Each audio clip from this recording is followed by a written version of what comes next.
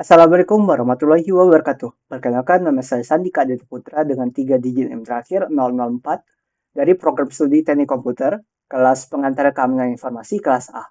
Di sini saya akan membahas tentang tugas 3 dari pengantar keamanan informasi, tentang studi UU PDP, kemudian menganalisis kasus War ID dari perspektif keamanan etika. Baiklah, saya kita membahas tentang pasal 5 pasal utama dalam UU nomor 27 tahun 2022 dalam UU PDP atau perlindungan data pribadi. Yang pertama saya merangkum tentang pasal 4 yaitu jenis data pribadi. Yang dimana pasal ini menjelaskan tentang perbedaan data pribadi umum dan data pribadi spesifik. Data pribadi spesifik itu seperti data biometrik, data kesehatan, dan data-data pribadi lainnya. Yang dimana data pribadi spesifik ini itu memiliki tingkat keamanan atau tingkat perlindungan yang lebih tinggi daripada data umum. Nah, selanjutnya ada pasal 16 yang tentang dasar pemrosesan. Pemrosesan data itu wajib memiliki dasar hukum yang sah, seperti persetujuan dari pengguna, perjanjian antara perusahaan dengan pemilik data, dan perusahaan juga wajib mematuhi kepatuhan hukum serta mematuhi tentang kepentingan vital. Tanpa adanya persetujuan ini, data pengumpulan data itu bisa dianggap ilegal atau menggunakan data tersebut. Yang selanjutnya ada pasal 20 tentang persetujuan. Nah, persetujuan ini harus eksplisit, jelas tujuannya dan subjek data memahami konsekuensinya. Yang artinya di mana di sini pemilik data itu sudah paham betul apa saja konsekuensi yang diberikan atau akan diterima oleh pengguna jika memberikan data-data tersebut ke perusahaannya. Dan apabila terdapat paksaan dalam pemberian data tersebut, maka bisa dibatalkan secara hukum karena harus tanpa paksaan. Yang ke selanjutnya ada pasal 35 tentang kewajiban pengendali yang di mana pengendali data atau perusahaan yang bertanggung jawab dalam pengumpulan data itu harus memastikan keamanan data pribadi dengan sistem yang ada dan menjaga kerahasiaan. Karena dalam pelanggaran data melalui kebocoran data yang artinya perusahaan tidak memenuhi pasal 35 ini dapat diberikan hukuman yang berat. Nah, saya ada pasal 46 yang dimana hak penarikan atau penghapusan.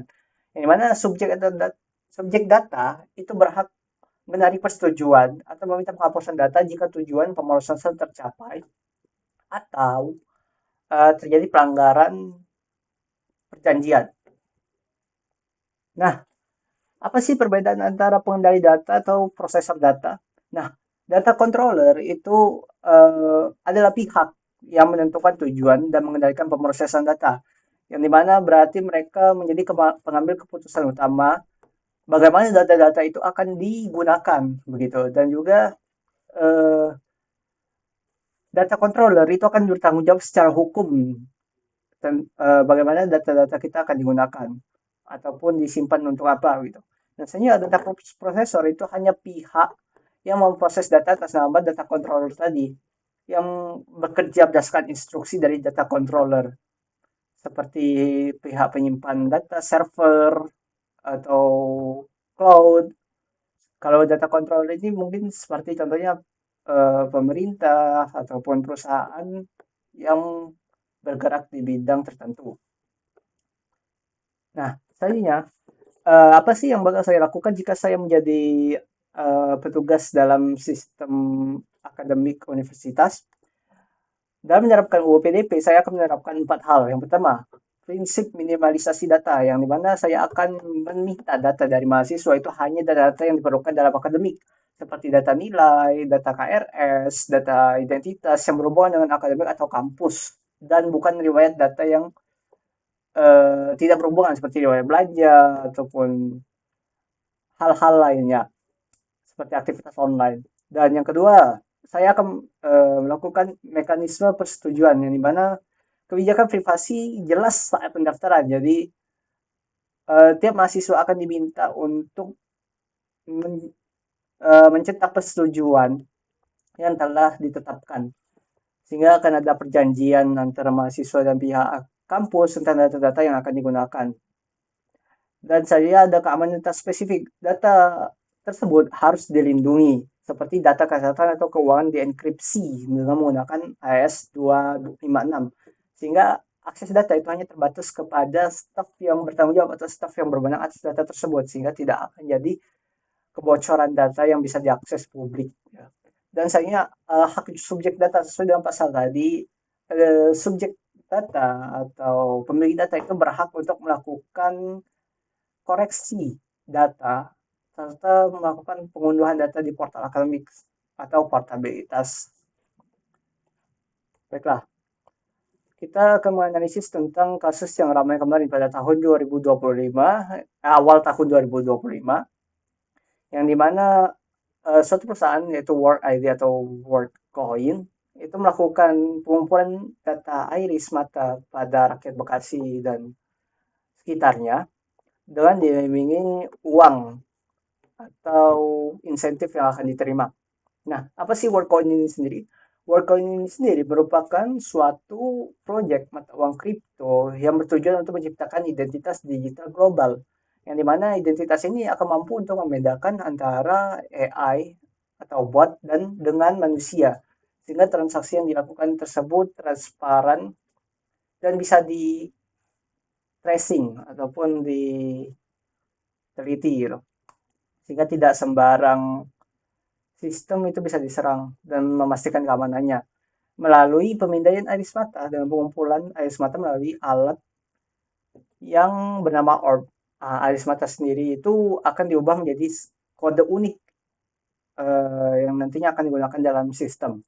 Nah, proyek ini cukup kontroversial di Indonesia. Kenapa? Karena proyek ini menargetkan masyarakat awam yang memiliki literasi digital yang rendah, sehingga masyarakat-masyarakat tersebut mau-mau saja untuk memberikan data mereka karena diiming-imingi dengan insentif yang akan diterima tanpa pemahaman risiko teknologi yang jelas. Tentunya dengan kasus seperti ini terdapat beberapa risiko keamanan data iris atau data biometrik karena yang pertama irrevocability atau tidak dapat dicabut. Jika data iris bocor, maka data tersebut itu akan sangat berpotensi untuk uh, dilakukan penyalahgunaan data karena kita tidak dapat mengganti iris mata kita sehingga kode unik pada iris mata itu akan benar-benar berbahaya bagi keamanan data kita. Tidak seperti password yang jika bocor itu bisa diganti, tetapi kalau data iris mata itu tidak bisa atau susah sekali untuk menggantinya karena seperti sidik jari begitu. Nah, sayangnya jika terjadi sentralisasi, nah itu pengumpulan data biometrik secara masif, yang dimana itu menciptakan single point of failure, yang dimana jika terjadi kebocoran data, maka ini benar-benar membahayakan bagi penggunanya. Karena perusahaan yang menjadi pengumpul data ini akan menjadi mangsa empuk bagi peretas untuk meretas data-data tersebut karena terkumpul menjadi satu kumpulan besar yaitu sentralisasi begitu. Nah, selain itu potensi penyalahgunaannya juga ada dari WorldCoin atau World ID ini yaitu data biometrik curian itu bisa digunakan untuk membobol keamanan lain, misalkan untuk perbankan atau smart lock, sehingga bisa juga digunakan untuk penipuan. Dan ini benar-benar berpotensi yang buruk, penyalahgunaan yang buruk. Nah, data-data tersebut juga dapat digunakan sebagai alat untuk melakukan pengawasan atau pelacakan atau melakukan trafficking terhadap seseorang. Jika data iris itu terhubung dengan aktivitas online, maka privasi itu akan menjadi hilang dan pengguna bisa dilacak oleh seseorang kapanpun dan dimanapun. Nah, bagaimana sih seharusnya izin sistem di Indonesia saat ini untuk sistem ini? Sebaiknya Indonesia melakukan moratorium atau penangguhan sementara untuk sistem ini. Selagi sistem ini belum memenuhi kriteria keamanan publik di Indonesia atau keamanan standar pemerintah atau standar militer. Dan sistem ini belum memiliki server lokal yang bisa dikendalikan oleh negara. Dan apabila sistem ini telah mampu untuk memenuhi kriteria-kriteria tersebut, maka bisa dipertimbangkan kembali untuk tidak membuka sistem ini. Nah, selanjutnya Bagaimana sih pandangan etika atau hukum WorldCoin di Indonesia? Nah, sebenarnya WorldCoin ini memiliki validitas persetujuan yang cacat. Kenapa?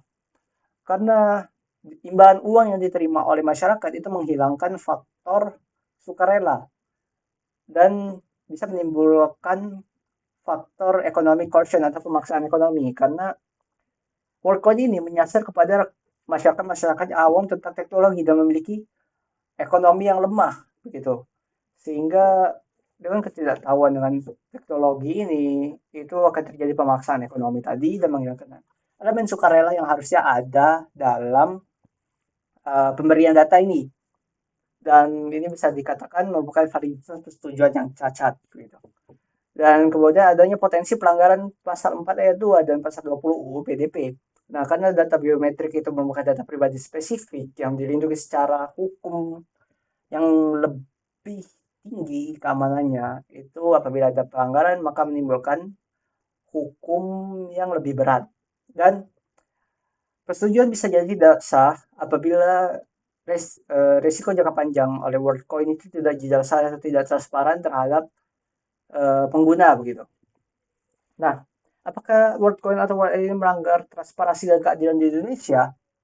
Jawabannya iya, karena sejauh ini WorldCoin atau World ID itu hanya menyasar kepada masyarakat-masyarakat dengan ekonomi yang lemah dan pengetahuan awam tentang teknologi, sehingga mereka mengeksploitasi ketidaktahuan teknologi demi data biometrik itu perilaku yang tidak etis. Ya.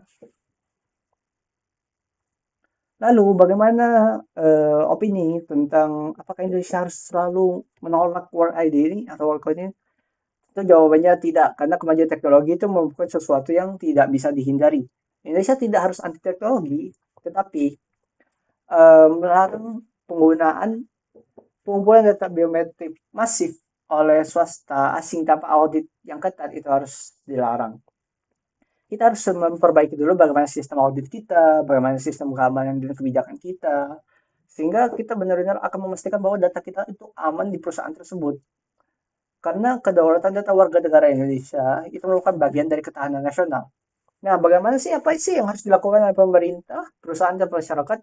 Pertama, pemerintah itu harus melakukan audit ketat terhadap teknis algoritma WorldCoin dan mewajibkan data localization atau server lokal agar negara itu bisa mengawasi dan mengendalikan bagaimana jalannya data tersebut agar data kita ini tidak bocor ke orang luar negeri. Apabila tidak patuh, maka melakukan pemblokiran akses terhadap perusahaan tersebut. Nah, apa yang dilakukan perusahaan?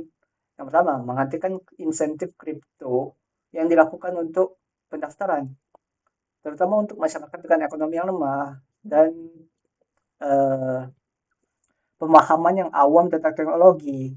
Karena pada dasarnya kita harus berdasarkan kesadaran kita, bukan berdasarkan paksaan ekonomi untuk melakukan persetujuan dan pengumpulan data tersebut. Nah, yang ketiga, dari masyarakat sendiri, itu jangan menjual data biometrik kita demi uang sesaat begitu. Karena apa? Karena data kita bisa disalahgunakan oleh perusahaan tanpa sepengetahuan kita.